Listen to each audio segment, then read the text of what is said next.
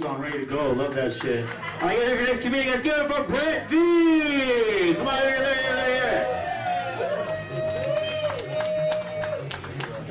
That's it. Hi guys, my name is Brett. I'm 30 years old. I'm a Scorpio sun, Cancer moon. I'm on ketamine and off my birth control.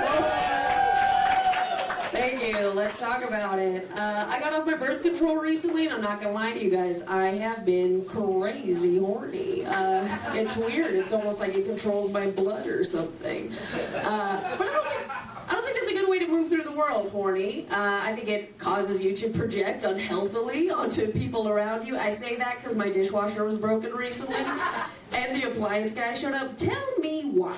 This guy was the most Russian-looking dude I've ever seen in my entire life. I opened up the front door, and he goes, appliance, and I said, come right in. I did not vet this man. I asked no follow-up questions. I just let him into my house. And he gets to work, and he barely speaks English, all right? And he's trying to talk to me and, like, find out what the problem is, and he can only communicate with me through Google Translate, which I gotta say, felt very fancy, you know? I felt like a high-end escort dating an American senator. I was like, yes, I understand, but I did not understand. But yeah, I just like awkwardly like made a ham sandwich while he was in there, just waiting for him to either fuck me or kill me, and neither happened. Obviously, my friend followed it up, and she was like, "Was he attractive?" I said, "I think you're missing the point. I think you're missing the whole plot there." Y'all rent? I'm assuming we're all renters. Yeah.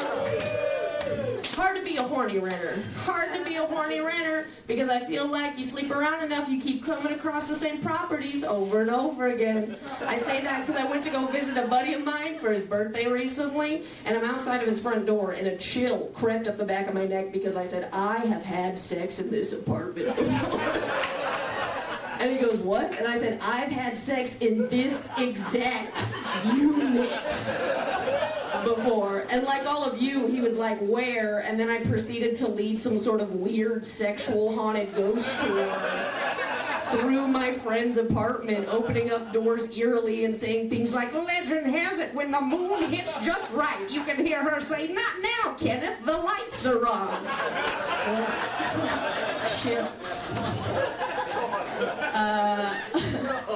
I do take ketamine, but I go for therapy. I go to a ketamine clinic. I go to therapy for the obvious reasons. Yes, I am a middle child. Yes, any other middle children here? Okay, look at us outside. Middle children, weigh in on this. Middle children. Do you think we should participate in threesomes? Yeah. I don't know. I'm kind of out on it, because why would I organize a sexual situation in which I'm going to feel left out? Okay. All right, somebody's got to like me best. All right, that's just me. That's me letting you guys know where I'm at. I'm also the daughter of a single father, which is interesting, because I think instead of female body dysmorphia, I inherited male body dysmorphia, right? Like, instead of an almond mom, I want you to imagine a protein bar dad, all right? We didn't have any food in the fridge, but we did have a fully stocked GNC cabinet, all right? And the way that manifests itself is mostly me standing shirtless in front of a mirror saying, why am I not stronger? If I don't get stronger, how am I going to protect my family? The guys, I get it.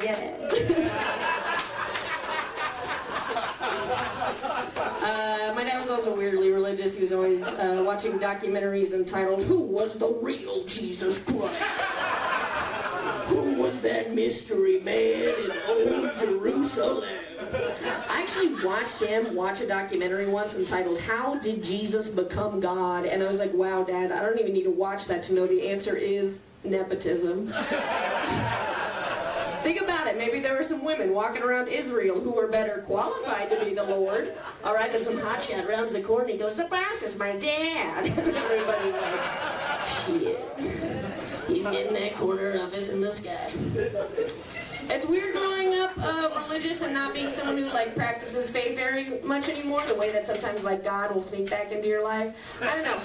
I say that because I was at the strip club a few weeks ago, and I was getting this lap dance from a girl, and she had a full body bag tattoo, and I said, "Is that a biblically correct angel?" And she goes, "It is." And I was like, "Look at God. Look at God showing up for me at the strip club on a Tuesday night. He works in mysterious ways. I'm trying to get touched by an angel, baby." Thank you, thank you.